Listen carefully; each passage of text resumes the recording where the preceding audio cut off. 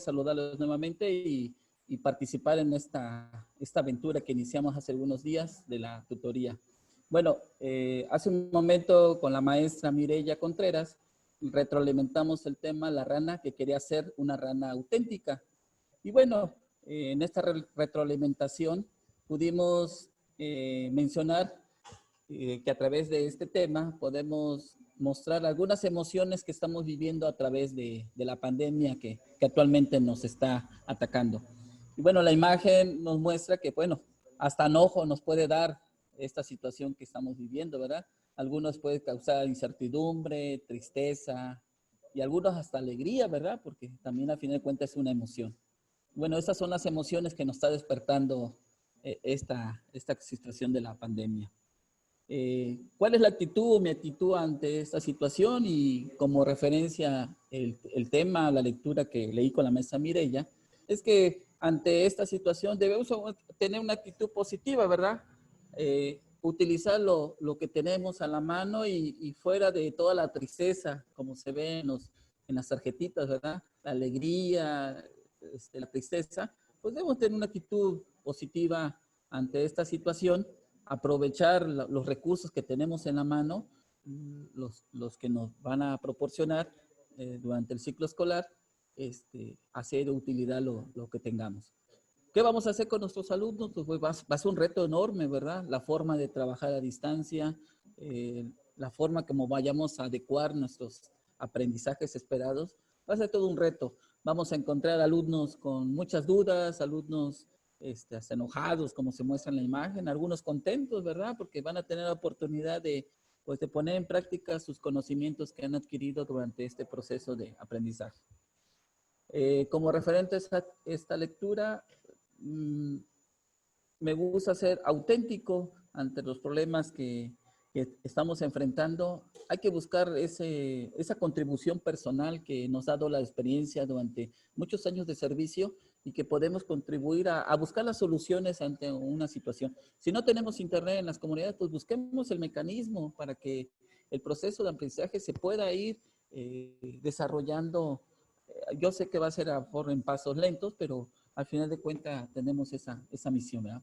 ¿Qué encontramos durante la cuarentena? Pues muchos de nosotros nos identificamos, encontramos ese yo que a lo mejor no habíamos descubierto, ¿verdad? A lo mejor durante el tiempo que estamos en casa, pues nos dedicamos a la lectura, nos dedicamos a hacer algunos trabajos manuales y más que nada la cercanía con nuestros familiares, ¿verdad? Encontrar esa personalidad que pues a veces por el trabajo no le dedicamos tiempo a ir descubriendo esos intereses o gustos que tienen las personas que nos rodean. De forma general, abarcamos ese tema con la maestra Mireya acerca de este personaje de la ranita que quería ser auténtico y que ahorita ante el confinamiento pues nos va a permitir descubrir estas facetas que tenemos como docentes, ¿verdad? Muchas gracias, eso es todo. Gracias, maestro Joel. Eso le iba a pedir que pudiera dejar de compartir pantalla para pedirle a la maestra Cecilia que nos pueda compartir su pantalla. La maestra Cecilia trabajó un tema de literatura también, el cuento que se llama El almohadón de plumas, con su tutor que fue el maestro Francisco. Entonces, le pido a la maestra Ceci que comience su demostración. Muchas gracias, maestra Ceci. Bueno, buenas tardes, ¿me escuchan? Sí, maestra, se le escucha muy bien. Gracias. Bueno, pues les voy a compartir con mucho gusto y con mucho placer el proceso que llevé en mi tutoría del cuento El almohadón de plumas. No pasa.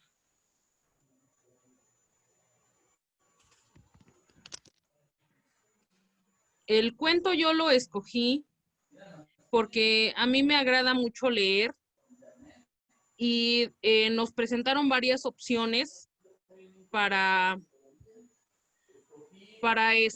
escoger el tema. Bueno, mi nombre es Cecilia Vargas Perea, Trabajo en la zona 004 de Telesecundarias Federales de Huachinango, Puebla. Soy asesor técnico pedagógico.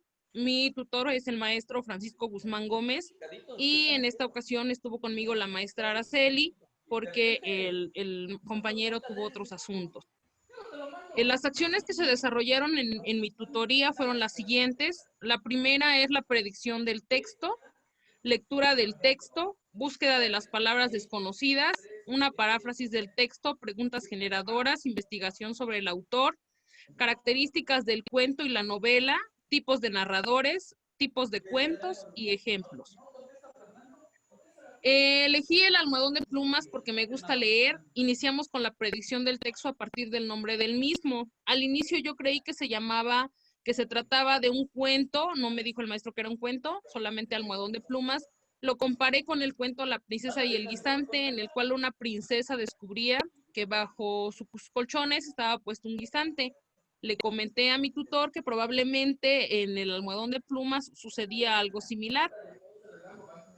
Esta es una imagen que busqué del almohadón de plumas. Ahí podemos observar a dos de los personajes principales, que es Alicia, está postrada en cama con el almohadón de plumas, y su esposo Jordán. El resultado que tuve de mi primera lectura fue al inicio una sensación de enojo, de frustración, de tristeza por la situación de Alicia, que es la esposa. Me enojé con Jordán, que es el personaje principal, es uno de los temas que platiqué ampliamente con mi tutor. También no comprendí algunas palabras y en lo valorativo me llevó a pensar en las condiciones en las que se encuentran algunos de nuestros enfermos, que a veces postrados en cama permanecen así hasta el final de sus días, como fue el caso de Alicia. Tuve varias dificultades, les voy a hablar solamente de dos. La primera fue la sensación de enojo, frustración y tristeza por la situación de Alicia. Alicia era una joven esposa y ella cayó enferma. Esta situación o sensación de tristeza por la situación de Alicia es porque muchas de con las características que Alicia tiene, como que yo empaticé mucho con ella, me identifiqué con ese personaje en algunas características y por ello tenía esta sensación de enojo con el esposo. El esposo en mi primera lectura, yo lo había identificado como una persona fría, como una persona distante. Incluso yo platicaba con mi tutor y le decía que en cierta parte del cuento yo había notado que ya no quería a Alicia, que solamente le tenía cierto cariño, etcétera. Sin embargo, empecé a hacer analogías, a comparar a las características o las acciones que tenía Jordán con personas cercanas a mí, mi abuelo, mi padre, mi esposo. Esto me llevó a entender las motivaciones de Jordán, incluso en una segunda lectura que tuve que volver a realizar. En un párrafo decía que él amaba profundamente a su esposa, pero que no se lo demostraba. Ahí me llevó a pensar que muchas veces por la situación machista que prevalece hasta nuestros días, de que el hombre no llora, el hombre está, como que muchas veces les es difícil a los hombres, no a todos, pero a algunos, les es difícil expresar sus sentimientos. Entonces ahí recayó como mi reconciliación con el personaje y dije, bueno, tal vez no era frío, no era distante, simple y sencillamente no sabía cómo demostrar sus sentimientos hacia Alicia. Posteriormente, bueno, pues tuve algunas otras dificultades que muchos tenemos o podemos experimentar al leer un texto, como son las palabras de difícil comprensión, el identificar a los personajes. También les recomiendo a todos que cuando vayamos a hacer una lectura, pues ahondemos un poco en la biografía del autor, para conocer, empatizar con él, las características del personaje, las relaciones socioafectivas que tiene y pues un poquito de las motivaciones de los mismos. Para no hacer más extenso esta presentación, para mí fue una experiencia muy bonita y muy enriquecedora. Aprendimos juntos, el tutor, la tutora y yo, repasamos temas que como docentes pues a lo mejor tenemos, pero no tan frescos como el tipo de narrador omnisciente, los tipos de cuentos, modos y tiempos verbales, cualquier texto te sirve para repasar cosas básicas del español. Entonces siento que el texto solo es el pretexto, como bien lo mencionaban. Tú a un texto le puedes sacar lo que tú quieras. Encontramos los microrrelatos también, uno que me gustó mucho de Augusto Monterroso, que se llama El dinosaurio, que resume en creo que 7 palabras un cuento. Cuando se despertó, el dinosaurio todavía estaba allí. Entonces, ese microcuento, ese microrrelato, te sirve, te apoya para la comprensión lectora, porque si bien muchos sabemos descifrar códigos, no se trata solo de eso la lectura, sino de entender, de ir más allá, de entablar un diálogo con el personaje, de poder enojarte con los personajes, como fue mi caso, de poder reconciliarte con ellos, de entenderlos. Y pues es una experiencia muy bonita lo de las redes de tutoría. Las redes de tutoría yo la veo como un interés del que aprende por el aprendizaje, no tanto del que enseña porque el otro aprenda, sino del que aprende. Entonces la magia de esta red de tutoría está en que se puede aprender sobre lo que sea, sobre el interés que el alumno tenga. Y los temas el maestro los tiene que hacer innovadores, que hacer llamativos. No nada más, pues vamos a aprender el debate, sino buscar un tema que sea atractivo, llamativo, y ahí está la autonomía pedagógica. Entonces, el que el maestro sea innovador, el que el maestro pueda ir generando este interés por el aprendizaje es la llave de la relación tutor. Y pues por último, propone un cambio de la relación entre quien enseña y quien aprende, es dinámico, es valioso y pues hay que respetar la capacidad creativa del que aprende. Muchas gracias. Buenas tardes a todos. A mí me da mucho gusto que estemos compartiendo en el marco de esta experiencia que ya hemos vivido y que yo aplaudo que estemos reactivándola porque nos ha dado resultados positivos. Pues bueno, servidor José Roberto Mendoza Hernández, actualmente asesor técnico pedagógico de la zona escolar 20 Puebla Oriente de Telesecundarias Federales. Vengo representando a mi sector, el sector 1, como enlace de las actividades que se van a emprender. Y bueno, posterior a la experiencia que hemos vivido, pues les quiero compartir los hallazgos que se tuvieron en esta experiencia con la maestra Patti Robles, que sé que está por aquí. Muchas gracias, maestra, por el trabajo, porque aunque me dio ahorita seguimiento la maestra Angelita, pues siempre es importante reconocer el trabajo de todos. Entonces, muchas gracias. Les quiero mostrar lo siguiente. El tema, pues ya lo enunciaron, se llama las losetas y refiere al contenido curricular de números enteros. Entonces lo ubicamos, aunque inicialmente, y lo verán, el problema no es tan complicado, sin embargo lo podemos escalar fácilmente para contenidos de primero, segundo, incluso hasta tercero de secundaria. Mi tutora, como ya lo mencioné, la maestra Patricia Robles, esto lo trabajamos el día 15 vía esta plataforma. Y pues bueno, el proceso que seguimos para atender esta situación problemática, pues fue primero conocer el problema. La decisión de resolverlo, pues se atribuye a que pues mi especialidad son matemáticas, entonces siempre me ha llamado la atención, siempre cuando me presentan un problema y no sé, lo asocio a matemáticas, pues es el que elijo, entonces no es otra cosa más que la inquietud de enfrentar un reto, entonces hoy les presento esta parte que vivimos. Una vez que se eligió el problema, nuevamente se llama las losetas, entonces empezamos a la socialización mediante breves cuestionamientos, independientemente de los que presenta la misma situación. Esta parte yo la estoy organizando como la presentación del reto. Entonces, aunque inicialmente lo resolví muy rápido, bueno, en mi pensamiento dije, ya lo resolví, porque simplemente había hecho una multiplicación, una división y ya tenía yo una respuesta. O sea, yo tenía ya la certeza de que ya había resuelto el problema. Dije, bueno, seguramente dialogaremos más, pero vinieron más preguntas desencadenadas y entonces ahí asumí nuevamente el reto y eso es lo que me causó emoción. O sea, de repente ya tenía yo una respuesta, pero me enfrentaba a un nuevo reto y pues era asumirlo y encontrar la respuesta a ese nuevo planteamiento. Entonces inició el segundo bloque de actividades, así lo he organizado, como el proceso de aprendizaje. Y entonces era de indagar.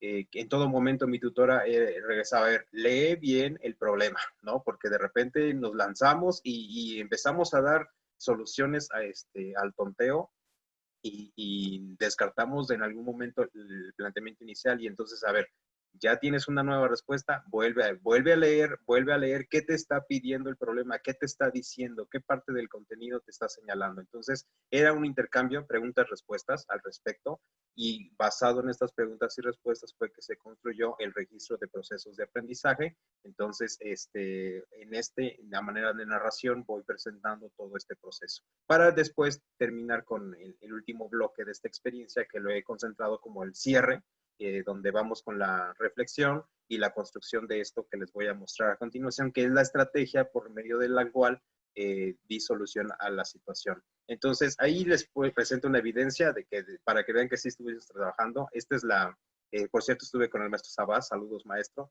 Este es el problema. Obviamente se fue desglosando, se fue dosificando, pequeñas gotitas de sufrimiento, pero que al final yo lo asumí como un reto y que tenía que lograr resolver el problema. Entonces, este es el problema inicial y la estrategia, pues, como ya lo mencioné inicialmente, era una multiplicación, una división para encontrar cuántas losetas alcanzan a cubrir determinada superficie de este rectángulo. Sin embargo, pues ya cuando se presenta una nueva pregunta de saber, a ver, ¿es la única medida de losetas? Y entonces, pues sabemos que hay losetas de todas medidas. Entonces, inicié el proceso. Tenía dos factores para encontrar la superficie de un rectángulo, pues tenemos que multiplicar. Esto ya me dio ahí un indicio de que pues tenía que recurrir a la factorización. Entonces yo sé que teníamos, las medidas iniciales son 450 y 360. Sin embargo, dije, bueno, el 0 como quiera no me va a afectar, factorizo 45 y 36. Entonces empecé a identificar los factores que en realidad eran las distintas medidas para cada una de las losetas. Entonces, esta fue la primera, o sea, partí de un mínimo común para encontrar los factores de estas dos medidas del rectángulo inicial. Posteriormente dije, bueno, ya tengo las medidas, ¿qué tenemos que hacer? Pues simplemente dividir. Y entonces aquí me agarró la emoción porque dije, bueno, dividir las primeras medidas fue muy fácil, hasta mentalmente podía yo tener la cantidad de losetas. Sin embargo, ahí vienen las dificultades. Empecé a encontrar medidas cada vez más grandes y pues no hay de otra. En todo momento mi tutor me dijo, a ver, tranquilo, tenemos todo el tiempo del mundo. O sea, yo soy muy apresurado en esto de hacer cuentas y dije, bueno, si no la puedo hacer rápido, pues no hay de otra más que recurrir a la hojita, al lápiz y hacer los algoritmos de estas dimensiones. Entonces, por eso la segunda parte de mi estrategia era esto, era comprobar las medidas de cada una de las dimensiones por los factores que yo ya había encontrado. Entonces, ¿qué se hizo? Pues dividir las dos dimensiones del rectángulo entre cada una de las medidas de las losetas, multiplicar y me daba el número de losetas para cada una de las dimensiones dadas. Entonces dije, bueno, solamente tengo que agotar las dimensiones que yo ya encontré por medio de factorización y entonces determinar cuál es el menor número de losetas y listo. Entonces me dediqué y dije, bueno, vamos a comprobar de cada una, ahí no hay de otra más que machetearle en hojita de papel a lápiz. Después de que se hizo esto, llega otra pregunta y dije, no puede ser. La pregunta es, bueno, ¿y son las únicas medidas? Y entonces dije, bueno, necesitaba no nada más considerar las medidas de los factores. Incluso por ahí entre los planteamientos surgió, dije, bueno, ¿por qué no considerar una loseta de dimensión 1, de 1 centímetro? Y dije, bueno, la pregunta era, ¿es viable? ¿Es viable tener losetas? Y recordé que algún momento vi un video donde se hacían losetas pequeñitas y que se van poniendo pieza a pieza y que al final son losetas. Entonces dije, bueno, entonces sí es posible tener una loseta de 1 centímetro, vamos a considerarlo. Entonces hice los cálculos con el mismo proceso que ya habíamos hecho, división, multiplicación, y vi que era posible. ¿Por qué? Porque la consigna inicial era solo números enteros, porque no puedo poner un cacho de loseta, tenían que ser losetas completas. Entonces dije, bueno, ¿fue posible? Sí, sí fue posible. Y entonces, bueno, encontré otro detalle y otra pregunta que venía, era, bueno, ya hice de 1, ¿y si le aumento un 0?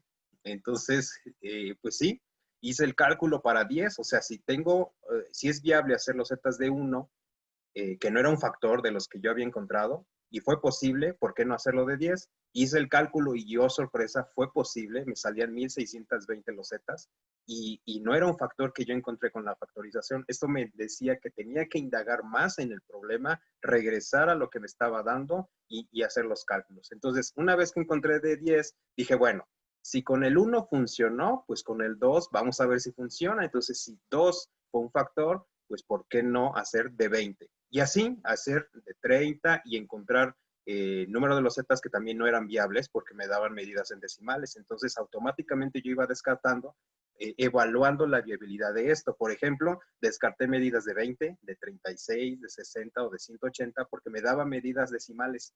Y la consigna inicial era, el tope siempre fue, deben ser números enteros. Entonces, una vez que fui descartando, encontré esta tablita mágica que fui construyendo con todas las soluciones y que al final me da la medida de las losetas y el total de losetas, que era lo que me estaban preguntando. Entonces, bueno, la estrategia fue ir descartando y a partir de los algoritmos de división, de multiplicación y obviamente partiendo de algo que me ahorró mucho tiempo, que fue la factorización, algo que necesitábamos ejercitar. Digo, yo sé que todos los días enfrentamos problemas, pero no todos los días me pongo así a resolver un problema de factorización. Ahorita la solución fue esa, en el sentido de ahorrarme mucho, encontrar muchos números, muchas nuevas hipótesis y comprobarlas. En este sentido, les quiero compartir esta información respecto a un análisis concluyente. La dificultad fue que yo me la hice solito. La maldad me la hice solito por querer resolver todo de manera mental, mediante cálculos mentales. Desde el principio fue fácil, o sea, las operaciones sencillas, pues fue muy sencillo. Pero ya a la hora de adentrarnos a operar con cantidades cada vez mayores, indiscutiblemente tuve que recurrir al algoritmo y al papelito. Entonces, la dificultad mayor fue la que yo me puse respecto a tratar de hacerlo lo más rápido, lo más sencillo, y vemos que siempre es importante hacer un registro sistemático de lo que estamos haciendo. Entonces, esto fue la dificultad que encontré.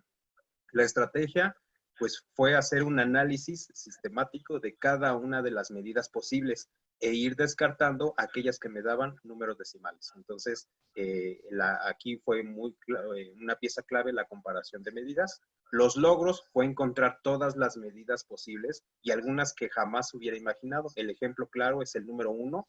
El otro ejemplo que había considerado inicialmente era el 4 y después vi que no era posible porque me daba números decimales. Entonces, los logros, haber encontrado toda la serie de medidas y al final el reto, algo que coincidimos, y aquí es donde yo recupero la experiencia con lo que denominábamos SEIMLE, es que es la complejidad de este ejercicio en esta modalidad a distancia. Al final sí pude resolver el problema, encontré las soluciones, todo bien. Sin embargo, no es lo mismo que hemos vivido de manera presencial, porque independientemente de que aquí pues se emiten preguntas, respuestas, podemos ir haciendo anotaciones, se construye, pero también para los que hemos vivido esto es muy importante las reacciones, las pequeñas anotaciones. Y yo he trabajado personalmente con alumnos y ellos hacen sus cuentitas en chiquitito en el papel y hasta de eso hay que ver qué es lo que están haciendo. De repente hacen sus cálculos y sin números lo hacen con palitos y eso ya me está dando indicios de ver cuál es el proceso que están siguiendo de solución. Cuestión que aquí se complicó un poquito, aunque debo decir que le llegué a la solución, aunque sí en algún momento me decía, a ver, muéstrame su hojita y así, a ver, le alcanza a ver, no sé si lo está viendo, es complicado, entonces esto sí nos genera un reto, sin embargo, confío en que pues buscaremos la estrategia para poder hacer este seguimiento y este acompañamiento mediante cada vez más soluciones, porque algo que destaco, nunca me dio la respuesta a la maestra, nunca me dijo si estaba bien o está mal, sí, pero entre cada hallazgo que yo tenía me generaba una nueva pregunta y entonces eso me decía que tenía que considerar otra información, ¿no? Y sobre todo, regresar a la consigna inicial. Entonces, esto les quería compartir, es una experiencia grata para mí. Yo le agradezco, maestra Patti, sé que está aquí, ahorita regreso, esta fue una experiencia extraordinaria y como les comenté, yo aplaudo el hecho de que se reactive esta experiencia. Nuevamente, maestra Angelita, muchas gracias por las orientaciones y pues es cuanto. Muchas gracias. Maestro José Roberto, muchísimas gracias. Bueno, entonces voy a dar la palabra a una última demostración, que es de Elena, que trabajó el soneto sonetil.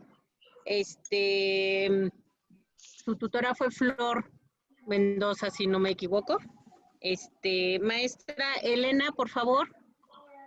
Así es, maestra. Buenas tardes a todos, compañeros. Voy a tratar de compartir mi pantalla. Espero que se pueda ver.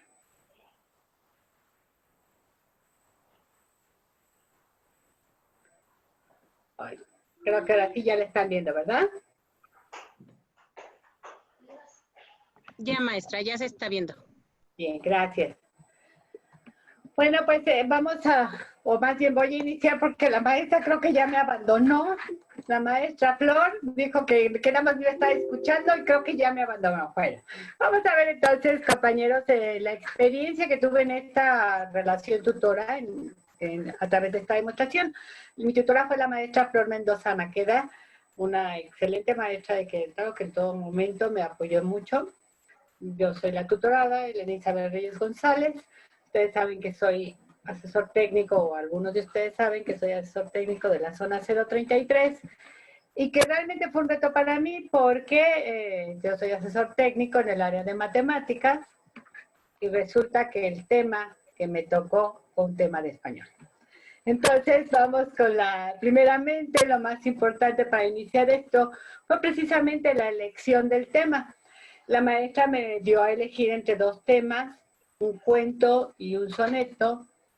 Elegí el texto de Soneto Sonetil de Lope de Vega porque pues desde niña me ha gustado la poesía y las artes, aunque no tengo la especialidad como ya les dije, entonces elegí el soneto. Este es el soneto de Lope de Vega, ya lo recordarán ustedes, y lo primero que le dije fue que me evocó muchos recuerdos de mi juventud, apenas ayer, cuando estaba en primero de secundaria, con la maestra Josefina Rosáins, que fue una excelente maestra de español que tuve, y que además les decía que a mí ya me agradaba, o me agrada mucho la poesía, entonces este fue con el que empezamos. Este es el soneto sonetín.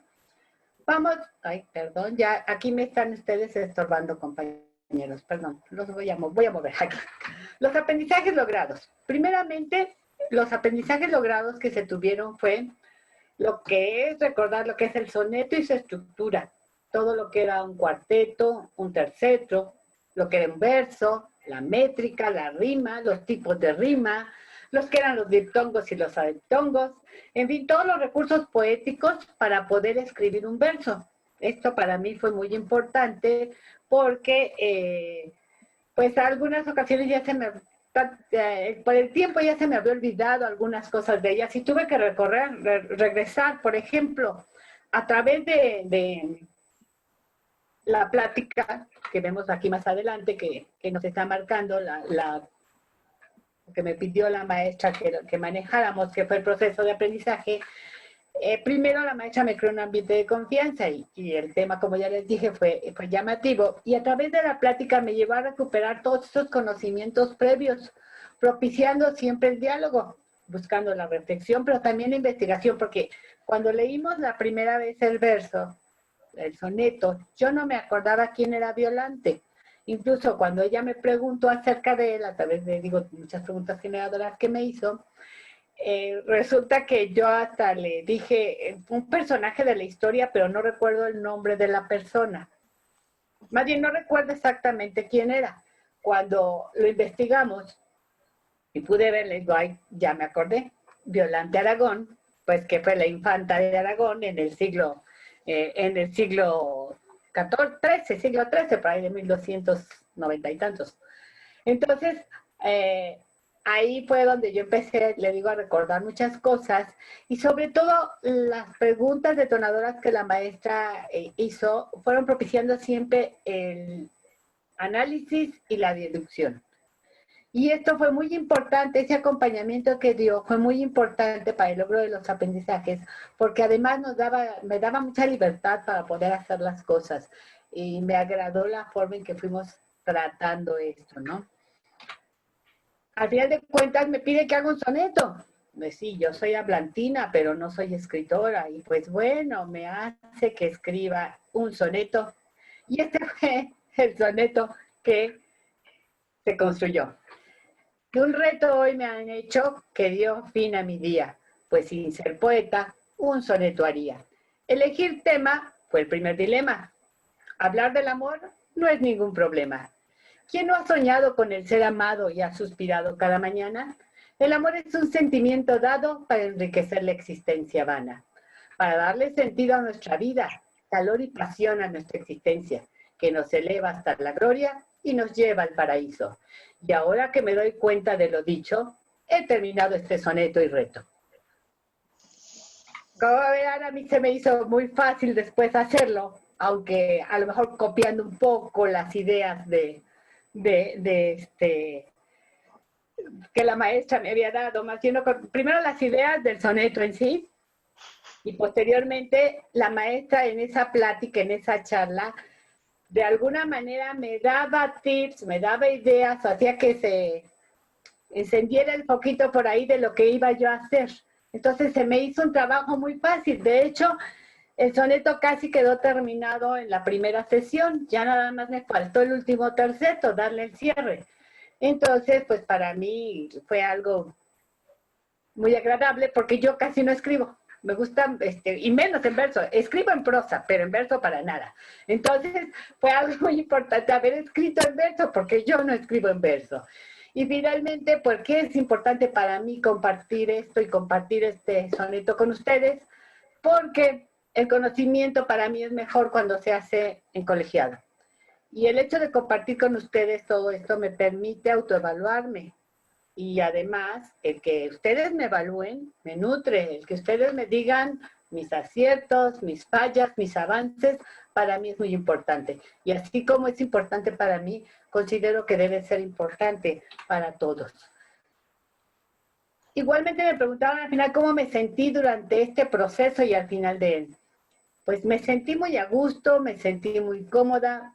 La maestra Flor siempre fue una persona muy amable, supo llevar muy bien todo el proceso, siempre me dio muchísima confianza y ese apoyo continuo de invitarme, ándale, continúa, tú puedes, usted puede, maestra, porque es que yo no sé escribir versos, pero usted va a poder hacerlo. Me agradó mucho, fue muy cortés, muy amena, simplificó todo mi trabajo y ahora pues puedo decirles que me siento muy contenta, muy satisfecha de haber concluido esta tutoría, de haber hecho este reto para mí muy importante, puesto que les digo mi especialidad no es el español. Y con esto la maestra de alguna manera me mostró que sí se puede hacer, ¿sí? Aunque no nos guste, sí se hace. Y si uno lo puede hacer, nuestros alumnos que son jóvenes y hábiles, con mayor razón. Pues esta es la presentación, compañeros, y muchas gracias. Maestra Elena, muchísimas gracias. Bien, vamos a dar un pequeño espacio. Yo estoy segura, porque yo lo viví, que de pronto tenían ganas de hacerles preguntas específicas a cada uno de ellos. Pero bueno, ya tendremos oportunidad de hacer algo así con más detalle.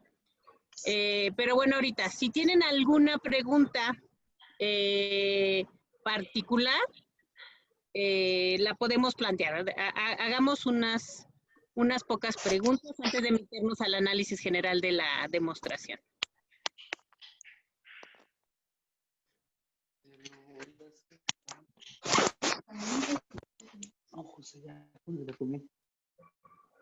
No veo. ¿Hay alguien que quiere...? Habían levantado manos desde las primeras 2 demostraciones. Ok. Si todavía están interesados en hacer su pregunta, adelante. Si me ayuda con quiénes eran, Juan Pedro, porque la verdad es que yo no vi esa parte aquí.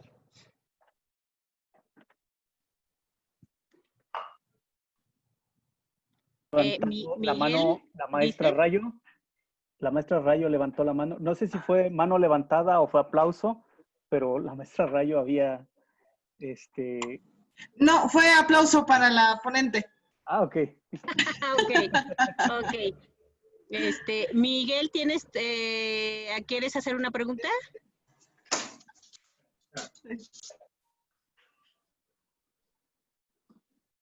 No se escucha.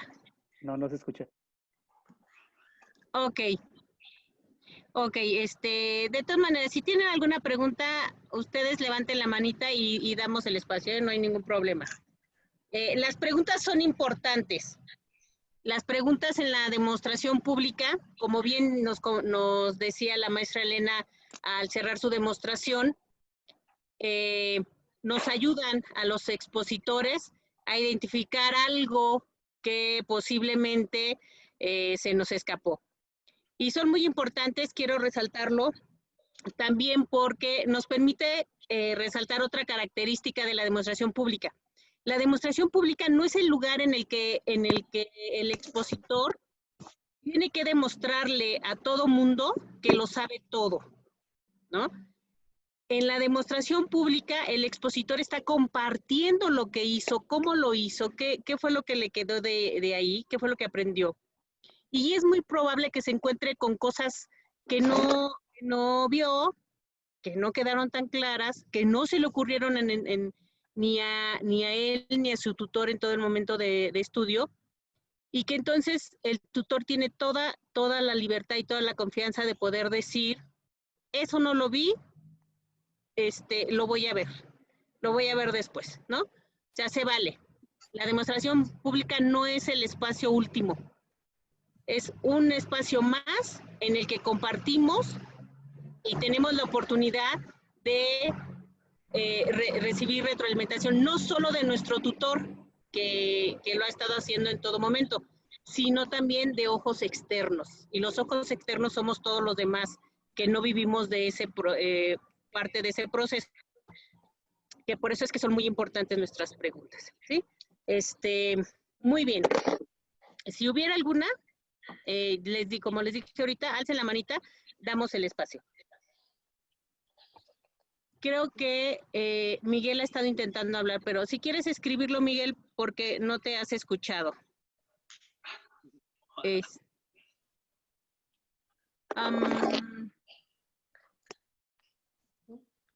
Ay, no veo el chat. Se me perdió. A ver.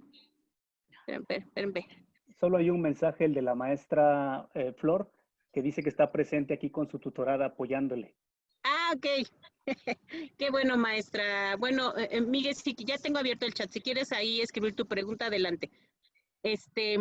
Maestra Flor, qué bueno que ha estado aquí. Maestra Elena, su tutora ahí estuvo todo el tiempo, presente acompañándola.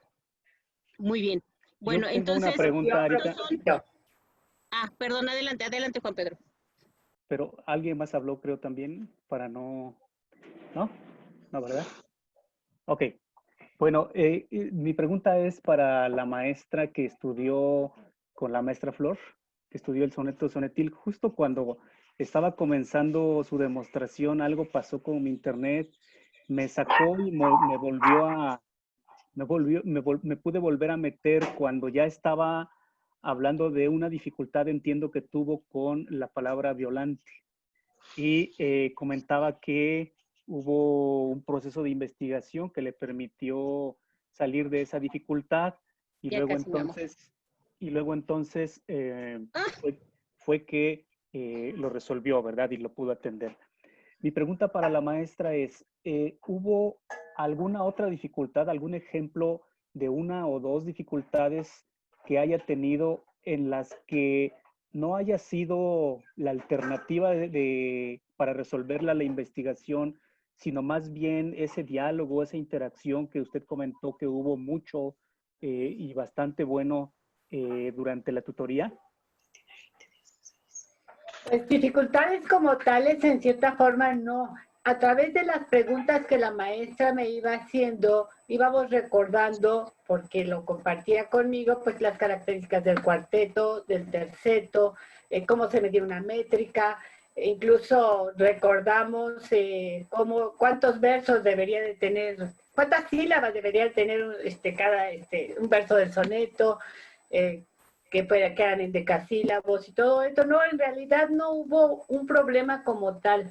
Hubo un acompañamiento de tal manera que hizo el trabajo muy fácil, muy ameno, y que no se complicó. O sea, a lo mejor esa fue la primera parte, porque cuando se leyó por primera ocasión el soneto, cuando ella me hizo la pregunta que si sabía yo quién era, pues la verdad yo no lo recordaba. Ese fue el primer así como que impacto de momento fuerte que te desbalancea, ¿no? Te saca de lo que ya conoces, dijeran por ahí, ese desequilibrio cognitivo que tienes.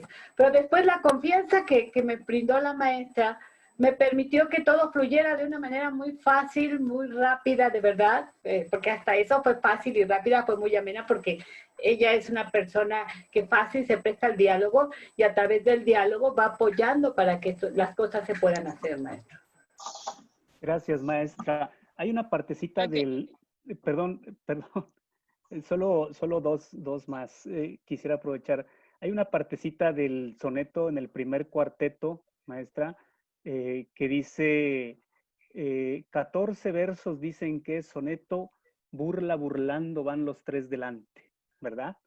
En el primer cuarteto. ¿Cómo interpretó usted esa parte, maestra? Bueno, que finalmente él decía que tenía que hacer 14 versos, y entre la broma, la burla, la sátira que él usa, ya había logrado construir tres versos, y ya estaba andando con el cuarto verso. Entre lo hago, no lo hago, se me dificulta. Yo así lo siento que se sentía él, entre tengo que hacer algo forzado porque me lo está pidiendo la infanta y lo tengo que hacer, como si me retara a que no sé hacerlo por el personaje que soy. Dice, pues finalmente vean, entre burla y burla ya voy avanzando, ya llevo casi el cuarto verso. Entonces así es como la interpretación que le dimos, y que le di, porque también ella me hizo esa pregunta, quiero decirle. Entonces de esa manera, pues fue muy fácil, le digo, y estaba. Bien, maestra, una última nada más.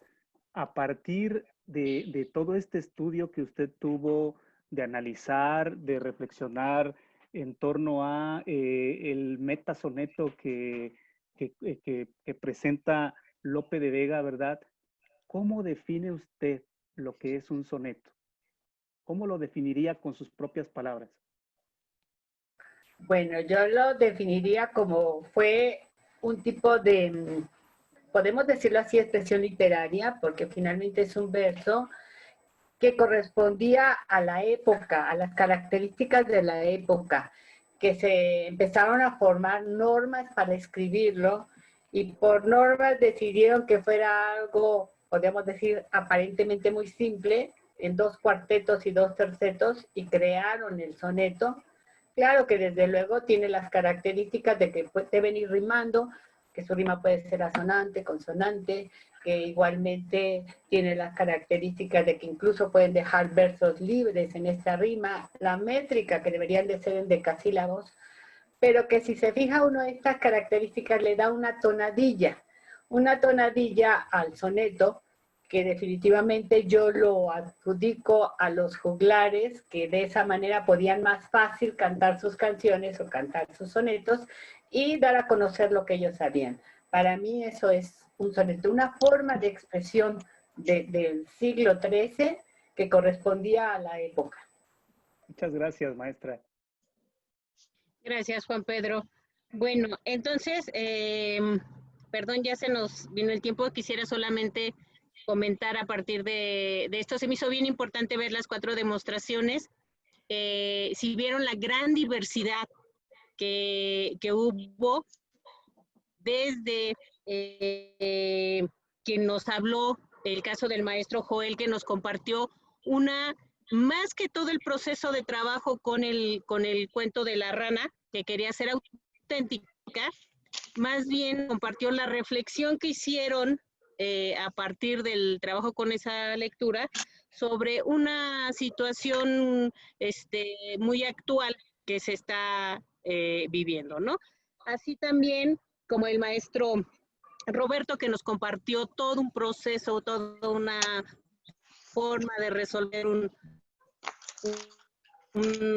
problema, o la maestra Lenita, Ceci, o la maestra Ceci, que nos comparte una reflexión sobre todo el proceso con ejemplos muy claros de lo que fue para ella el proceso, ¿no? Y bueno, finalmente la maestra Isabel, que además de toda esta experiencia del tema, incluso tuvo la bondad de compartir con nosotros una obra de su creación, ¿no? Quiero resaltar eso, vean la diversidad de las demostraciones, todas son igualmente válidas, todas son muy importantes y todas nos están dejando ver lo que para el tutorado fue más importante, más relevante y que por eso nos lo está cumpliendo, ¿sí? Hay 3 momentos que no se pueden dejar de lado ninguno de ellos y por eso insistíamos mucho en que en las pequeñas salas también tuvieran la oportunidad de demostrar todos los que hubiesen llegado hasta ese momento, y es que para poder hacer una demostración pública tiene uno que prepararse para ella. No es nada más, ya terminé y voy a platicar lo que hice, no. Tienen que prepararse, tiene que pensar muy bien el tutorado, qué es lo que quiere compartir, y el tutor le ayuda a elegir eso que quiere compartir, haciéndole preguntas, invitándolo a hacer ciertas reflexiones que lo ayuden a precisar lo que quiere compartir. ¿Cómo es que lo quiere compartir? Es otro momento en el que el tutor apoya al tutorado, ¿no? ¿Cómo es que lo quiere compartir? ¿Qué materiales va a utilizar? De tal manera que el tutorado en todo momento se siente acompañado en la preparación de su demostración. Y cada tutor tiene su estrategia, hacen preguntas diversas. Desde qué te gustaría compartir, o haz un cuadro en el que describas tus dificultades, tus estrategias y tus aprendizajes, o planteen ciertas preguntas muy interesantes de cuáles son las emociones que viviste a lo largo de todo el proceso, o cuáles son esos aprendizajes cognitivos o esos aprendizajes socioemocionales que viviste, etcétera, etcétera. Cada tutor tiene su manera, cada tutor, pero lo importante es no dejar al estudiante solo, no nada más decirle, bueno, ahora ya terminamos, vas a hacer tu demostración pública, prepárala y la vemos. No, hay que apoyarlos. Hay que acompañarlos en la preparación de la demostración pública. Y hay que ensayar la demostración pública. De tal manera que podamos como tutores ver a nuestro tutorado en acción y poderle hacer las observaciones que consideremos desde el material que está utilizando, desde la forma como lo está presentando, hasta identificar si hay algunos aspectos del tema que al mencionarlo nos damos cuenta que todavía falta ahí reforzar algo. O simplemente fue un error por los nervios, también eso puede suceder, pero es en la retroalimentación que uno puede ir afinando estos detalles. Y si necesitan volver a ensayar, vuélvanlo a ensayar. Pero mandar al estudiante al escenario lo más confiado posible. Que él esté seguro, que él esté confiado, que esté con ganas de poder ofrecer su demostración en público. Y estar con ellos lo más que se pueda, acompañándolos, para finalmente, ustedes ya lo vivieron en las salas, aquí no se pudo hacer con cada uno de los que demostraron, pero ya lo harán sus tutores. Después de la demostración viene también el diálogo con el tutor, el diálogo para saber cómo se sintió en la demostración, para poderle hacer nuevamente observaciones de ser necesario que se haya identificado, o si en alguna de las preguntas que le hicieron los espectadores, pudimos o no pudimos, o divagamos, o nos inventamos la respuesta. Cualquier cosa puede suceder, ¿no? Nada está prohibido, pueden suceder cosas así. Entonces, para que al final el tutor también pueda hablar de eso con su tutorado, ¿no? Recuerden, es un espacio más para seguir afianzándonos como tutores. Y lo más importante, que los tutores nos han hecho mucha énfasis en eso, es recordemos que al final del día son las habilidades y las competencias que estamos desarrollando las que no se nos pueden perder de vista. La demostración pública es la actividad que nos ayuda a desarrollar estas competencias de comunicación, tanto escrita como verbal, ante uno o ante un pequeño grupo o ante un grupo muy grande, conocidos o ajenos, ¿no? Pero esto es lo que nos va a ir preparando para ello. Y finalmente lo que nos queda, que ya con la maestra Angelita haremos también esa organización, lo que nos queda es la segunda estrategia de compartir lo aprendido. Y la segunda estrategia para compartir lo aprendido es ofrecer el tema que ya estudiamos, que ya trabajamos a profundidad, que ya comentamos, que ya compartimos en demostración pública. Ese lo vamos a ofrecer a alguien más para poderlo ofrecer en tutoría. Esto nomás para tener el panorama completo, ¿sí? Y regresando a la demostración, yo aquí, de manera rapidita, perdónenme, yo sé que ya el tiempo se nos volvió a ir, pero de manera rapidita, sí me gustaría que respecto a la demostración pública, nos pudieran compartir si hay alguna inquietud, si hay alguna duda, si hay alguna observación, o algún comentario desde su experiencia que nos enriquezca a todos los demás.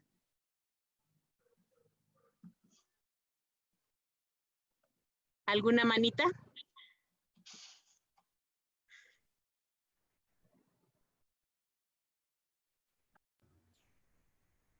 Maestra Ara, lo que quería comentar es que precisamente con estas demostraciones que vimos y por falta de tiempo ya no fueron más, ahí está el que en la metodología de relación tutora no estamos encajonados a, les decía yo en mi grupo, no es como seguir una receta para hacer un pastel y lo tienes que hacer así porque si no, no te sale, ¿no?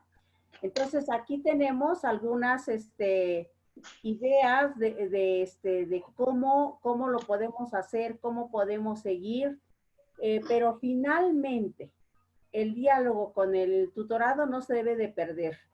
Y aquí lo importante es que el estudiante aprenda, ¿verdad? Aprenda a aprender.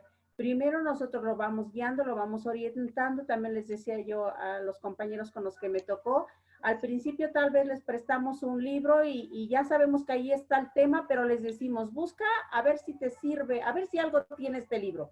Y después ya no nos va necesitando, poco a poco. No, yo busco, yo ya sé dónde está, yo ya sé dónde lo encuentro, o ya sé cómo puedo buscar. ¿Por qué? Porque se van haciendo autónomos.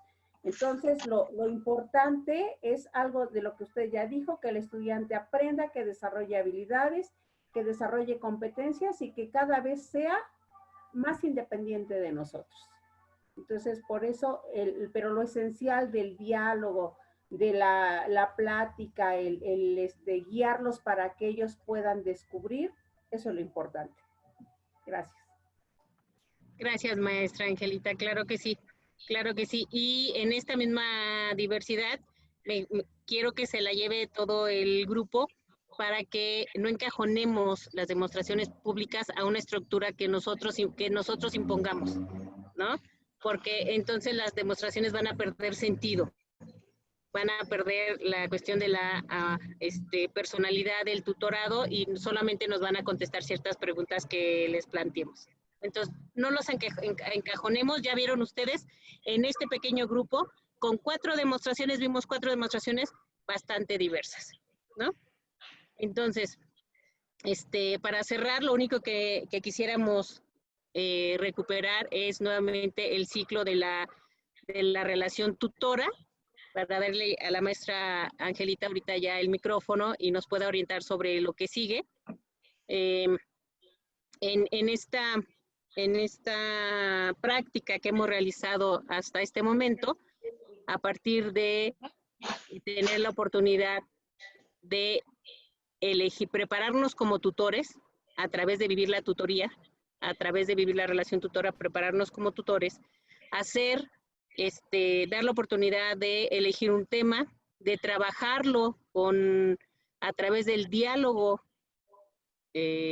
Como dijo la maestra Angelita, ese nunca lo debemos de perder de vista, a través del diálogo ir construyendo junto con el otro, ir recuperando la experiencia de aprendizaje a través de la creación de este producto que le llamamos el registro de proceso de aprendizaje, ir como tutores anotando nuestra experiencia de la tutoría en este otro producto que le llamamos registro de tutoría, de tal manera que a partir de estos materiales podamos reflexionar sobre la práctica, y eso va a ser muy importante, para que la práctica de la relación tutora no se mecanice, no se vuelva una serie de pasos, y una reproducción de temas con poco sentido para el tutorado. Lo que vamos a enfatizar es reflexionar a partir de la práctica. Con cada tutoría que hagamos, ¿qué hicimos? ¿Qué le preguntamos? ¿Qué conseguimos? ¿Le dimos la respuesta? ¿Le quitamos la intención? ¿Le modificamos su proceso de aprendizaje? ¿Qué hicimos? ¿Qué hicimos? Eso nos va a permitir crecer más como tutores. Y, por supuesto, también ir puliendo la práctica de la relación tutora. Entonces, reflexionar tanto como aprendices como tutores. Esa es una parte muy importante. De hacer nuestra demostración de lo aprendido. Con todo esto que ya platicamos anteriormente. Hacer nuestra demostración de lo aprendido y finalmente ofrecer nuestra tutoría. Ofrecer nuestro tema en tutoría de tal manera que podamos siempre estar trabajando en estas dos papeles que le llamamos nosotros, que es el papel de estudiante y el papel de tutor. Nunca debemos de perder esas dos líneas. Como tutor y como estudiante, todo el tiempo hay que estar trabajando en nuevos temas y todo el tiempo hay que estar apoyando a otros a trabajar nuevos temas. Entonces, aquí cerramos nuestro ciclo con el ofertar nuestro tema y volvemos a empezar al elegir otro tema, ¿no? Por eso se llama el ciclo de la relación tutora. Siempre vamos a estar como aprendices y como tutores en este proceso de estudio.